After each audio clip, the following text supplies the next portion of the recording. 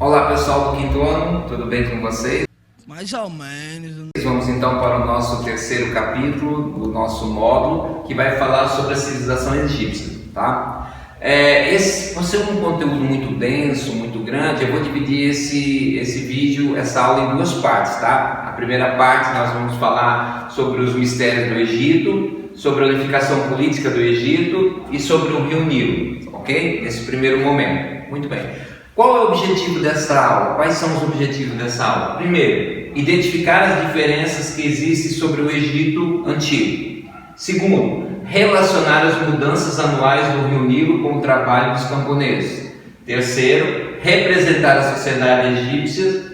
Quarto, conhecer os momentos mais importantes da história egípcia. E o último, reconhecer as diferentes escritas egípcias. Tudo bem. Então esses são os objetivos dessa aula. Atente muito para a questão dos verbos: identificar, relacionar, representar, conhecer e reconhecer. Isso é muito importante para um bom entendimento dessa aula.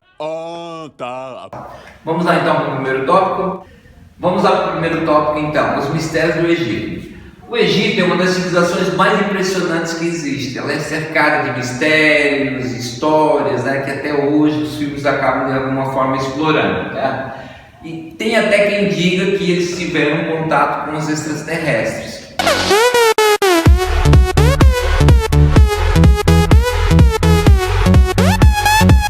Ok? E acredita-se também em lendas e maldições. Em 1922 foi descoberto o túmulo, do Tutankhamon, foi encontrado o túmulo dele, onde ele estava mumificado, e a equipe que estava ali naquele momento, que fez essa descoberta, dias depois um dos integrantes da equipe acabou morrendo. Corre, negada! É claro que ele deve ter morrido por alguma doença, um mosquito que deve ter picado ele, enfim. Mas, além da maldição de que aquele que chegasse no túmulo do faraó teria consequências terríveis. Então, o Egito é impressionante por tudo isso, essa carga de lendária que ele traz e de histórias, até hoje muitas vezes não explicadas. E quem estuda o Egito é chamado de egiptólogo. O quê? O egiptólogo seria a pessoa que estuda o Egito, tá? A unificação política do Egito. Como é que o Egito se unificou? Como é que ele se tornou uma potência? As primeiras comunidades se instalaram às margens do Rio Nilo. Lembra que a gente viu nas aulas passadas sobre a Mesopotâmia, sobre as pessoas, as comunidades que se instalavam naquela região? A primeira coisa que eles procuram é água. Então eles sempre vão, a maioria das cidades até hoje que foram feitas perto de rios, porque você não consegue viver sem água. Isso a gente já viu em sala de aula. Então eles foram se instalar nas margens do Rio Nilo. E quem eram esses povos? Eram chamados de nomos.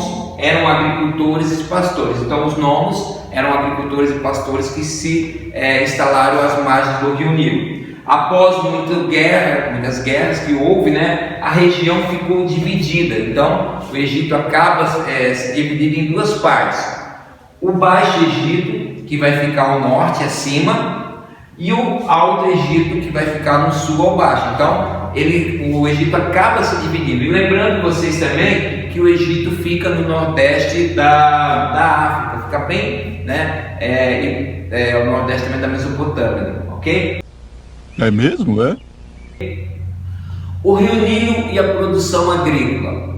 O Rio Nilo ele foi fundamental para que o Egito fosse o que ele se tornou. Existe até uma frase de um grande historiador, um grande filósofo, que ele fala assim, que o Egito é um presente do Nilo. O quê? Ou seja, o Egito só se tornou o que foi graças ao Rio Nilo, ok? Tudo bem.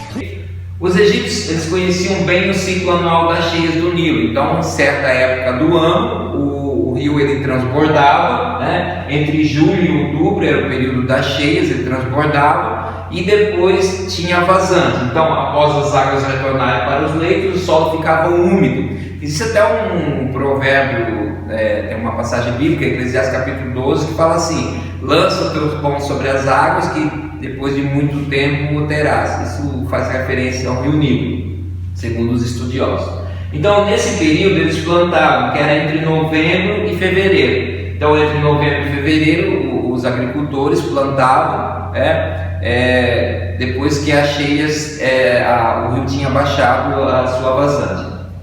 E a colheita era entre março e junho. Então, você vai ter o período das cheias entre julho e outubro, o período do plantio entre novembro e fevereiro, e a colheita entre março e junho. Então, nesse período eles colheram. E o que eles faziam, professor? O que eles faziam na época das cheias, julho e outubro? Eles faziam o que, os agricultores? No período das cheias, eles eram direcionados para o quê? Para o artesanato, construir canais e diques e represas, e até a construção de pirâmides. Então, quando não tinha o que fazer, não tinha como trabalhar na agricultura, não tinha como plantar, o faraó direcionava essas pessoas para onde? Para que fossem trabalhar na construção, no artesanato. E um dado muito importante aqui, na construção das pirâmides, acredita-se que não foi escravos que construíram, e sim agricultores, porque foi encontrado túmulos de pessoas que foram homenageadas, e escravos não eram homenageados, Então quem era homenageado eram os agricultores, certo? Então, muito importante. E para encerrar essa parte também, quero frisar aqui que quem unificou o Egito depois da divisão foi um rei chamado, esqueci o nome dele agora. Alzheimer instala, em geral, em pessoas mais velhas. E para encerrar, então, eu não mencionei que quem fez a unificação do Egito foi um comandante militar, um líder chamado Narmer, por volta de 3000 a.C. Ele que acabou, de certa forma, unificando o Egito, fazendo com que o Egito se tornasse uma potência. Ok, pessoal? Então isso seria a nossa aula, a primeira parte do Egito. É claro que seria muita coisa para falar, nós não temos tempo, mas o nosso material, a nossa apostila, na primeira parte, ela vai tratar disso. No próximo vídeo a gente vai tratar da segunda parte do Egito, sobre a pirâmide social, sobre a escrita. Isso vai ficar para a próxima parte. Ok, então? Até mais!